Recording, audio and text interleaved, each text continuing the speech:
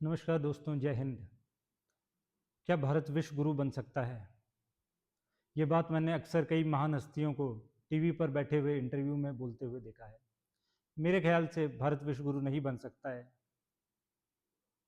क्योंकि जो हमने अपने देश की स्थिति कर रखी है वह वाकई में दयनीय है।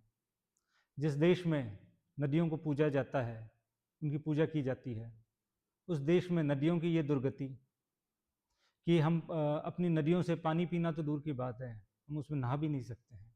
इतना दूषित पानी है।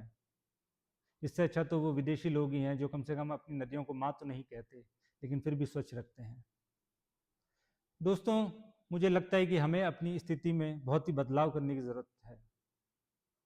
अभी जैसे कि चुनावी माहौल है, लोग हमेशा जात पात, धर्म, व्यवस्था पर आधारित होकर ही वोट करते हैं।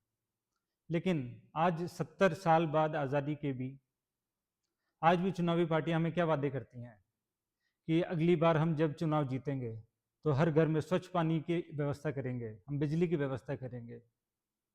70 साल बाद भी यही दावा।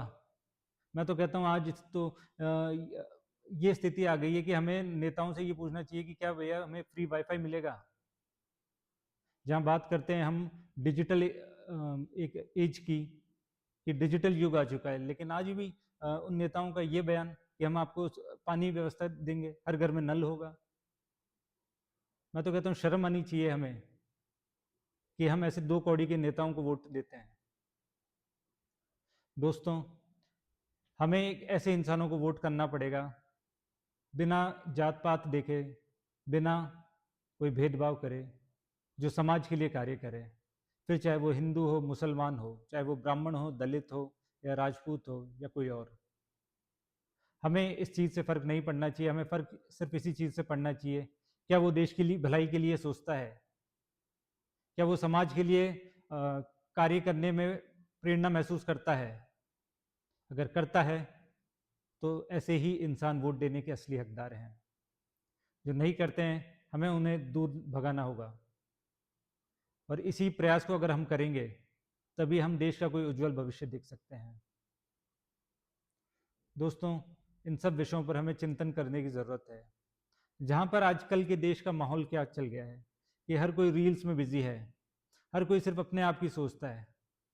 लेकिन मैं दोस्तों एक ही बात कहना चाहता हूँ कि अगर आपके देश में हालात खराब होंगे तो आप उससे नहीं बच सकते। हमें संगठित होकर इस देश के लिए काम करना पड़ेगा। और देश के लिए काम हम तभी कर सकते हैं जब हम अपने घर से शुरुआत करें, हम अपने आसपास से शुरुआत करें। तो यही प्रयास हमें आगे बढ़ाएगा। इस पर हमें गंभीर चिंतन की जरूरत है दोस्तों। धन्यवाद।